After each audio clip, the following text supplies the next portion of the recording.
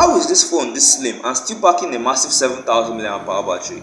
It's Xiaomi's latest budget phone, the Redmi 15 4G, and not only will I tell you everything you need to know, but at the end of the video, I'll also review something nobody is talking about that will ultimately decide whether you should actually buy this phone or just ignore it. Let's begin with what you get in the box. First, you get the phone itself, then a SIM ejector tool, a TPU case, a USB Type-C cable, and finally, a fast charger. And it's very good, they are still bringing all the necessary items in the box, unlike some others who just give stupid excuses. Wow. And if you are enjoying this video, don't forget to leave a like and smash that subscribe button for more videos just like this one. Thank you. Now, let's talk about design and build quality. When you look at this design, what do you think? As for myself, it immediately reminded me of the Itel City 100, but with a more serious professional vibe. This is probably the most corporate looking Redmi phone I've ever seen. It has a matte texture which is great for grippiness and is extremely resistant to fingerprints. The cameras are neatly tucked into this vertical rectangular island which adds to the professional look they are going for, and it's cool. As for the build quality, it's just as decent.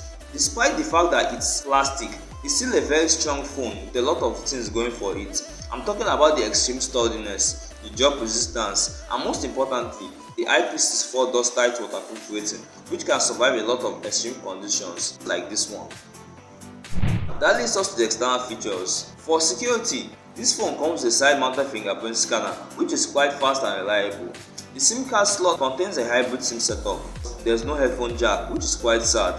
But the most annoying part of this category, which really disappointed me, is the fact that this phone doesn't have stereo speakers. It's just one DTS tuned mono speaker which doesn't sound that good in comparison to the similarly priced alternatives, and that should technically weaken the experience you get from either consuming content or gaming.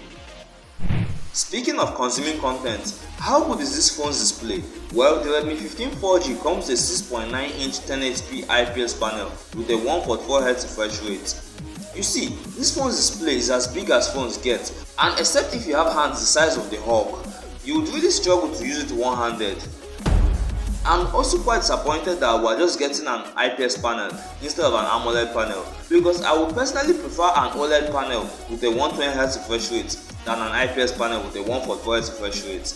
There's even something really funny about this so-called 144Hz refresh rate.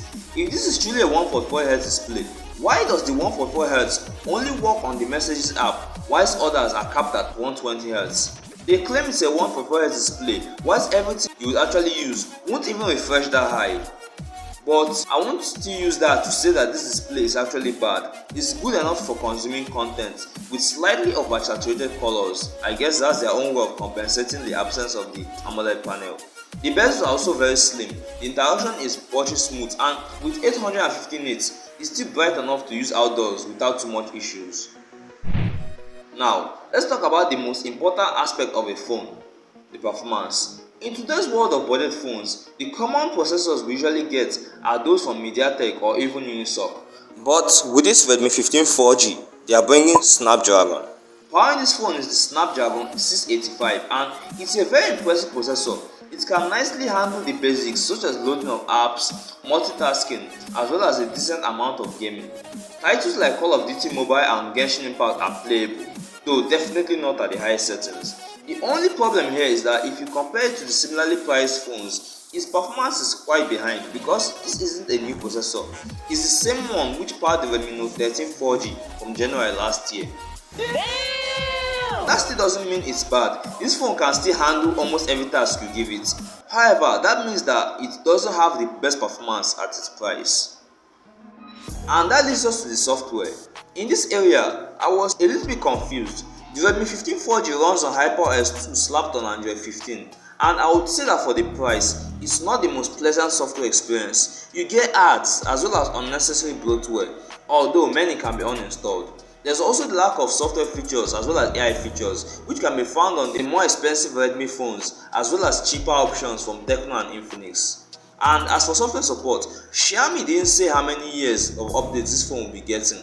But if they don't give this phone any updates, I would definitely call the cops.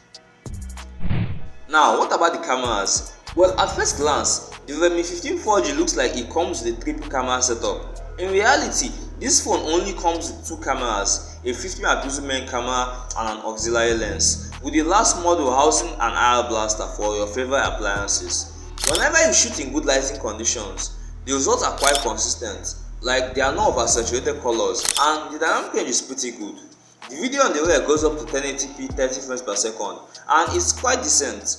On the front, this phone sports an 8 megapixel selfie camera which shoots in 1080p as well.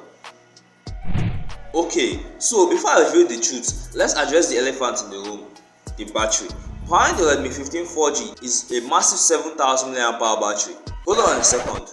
A 7000 mAh battery in a phone this slim, measuring just 8.6mm. This is easily a 2-day battery for the average user. And when it comes to charging, this phone supports the 3W fast wired charging, which fills it up from flat in just 1 hour 15 minutes, which is just bonkers. This phone also supports reverse charging, so if you have any secondary phone which needs a boost, the Redmi 15 4G also doubles as a power bank. Crazy.